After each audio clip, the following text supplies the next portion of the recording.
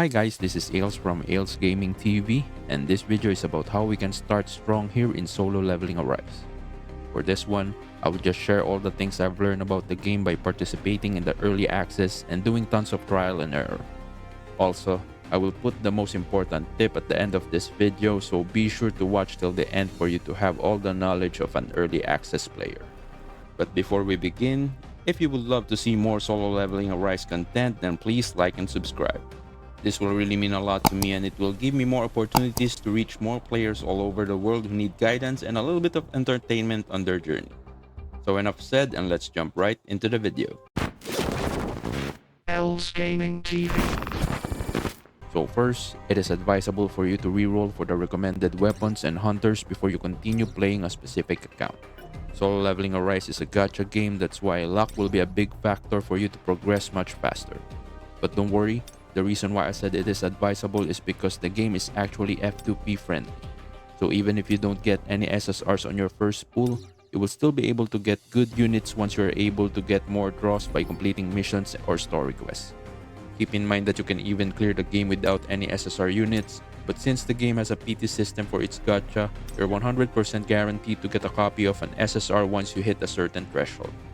It's just that rerolling and getting multiple SSR in your first 10 pulls will help you save some resources for your future draws.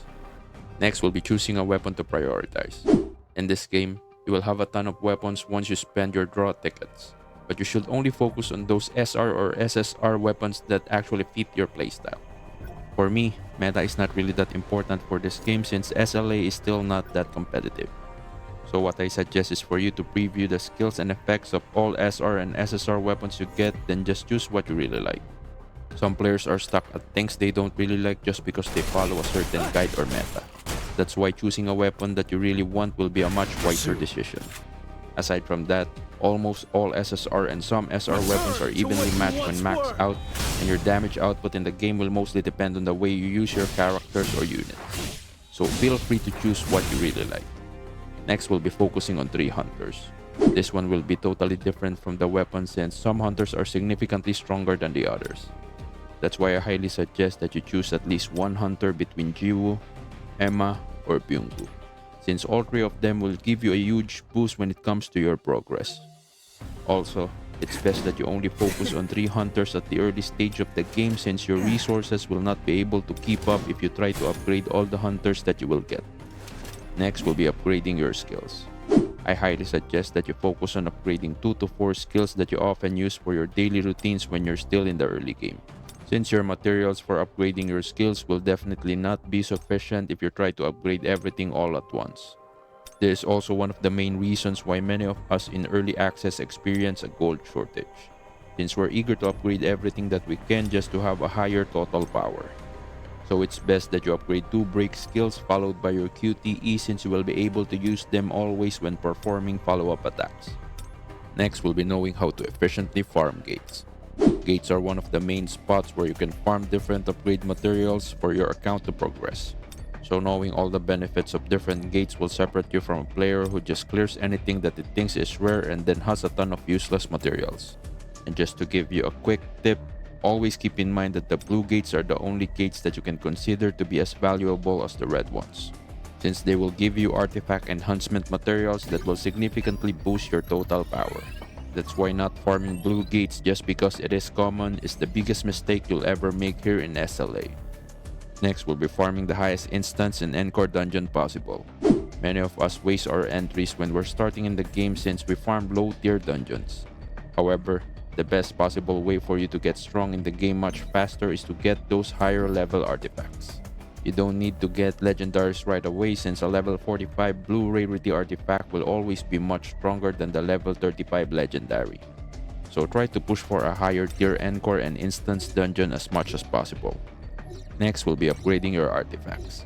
What I highly suggest is for you to upgrade all the artifacts of your main team only until plus 10 in the early game for you to have a decent progression. Once you get level 50 to 55 artifacts, you can proceed with upgrading the usable ones up to plus 14 and those have a decent substats up to plus 20. You should not upgrade an artifact that doesn't have a good substats to plus 20. since it will cost a lot of materials and you will have a hard time farming them due to the free gate keys being limited per day. Next will be scattering your resources. Here in SLA, the upgrade cost increases the higher the level to which you upgrade them. So evenly distributing your resources will be a good strategy for you to get the most total power out of your resources. It's just like when you upgrade the skill of a hunter and you focus on one skill to upgrade up to level 4, you will use 6 skills alone. But if you scatter your resources, you will be able to upgrade 6 skills to level 2 for the same amount. So you will get twice as much total power at the same price. That's why I highly suggest that you use this strategy in every part of the game. Next will be practicing extreme evasion and using shadow steps. This one is the best way for you to increase your DPS since shadow step is a skill that applies a debuff that decreases the target's defense by 60%. So continuously using this skill will be the best DPS boost you can have in the game. However, it will take real life skills to pull off, so practicing your extreme evasion will both help you with your survivability and total damage output. Next, we'll be learning the dragon's attack pattern. SLA has this mode called Power of Destruction in which you will try to fight a dragon. That monster is pretty much unkillable, but your main goal here is to deal as much damage as possible in a short period of time.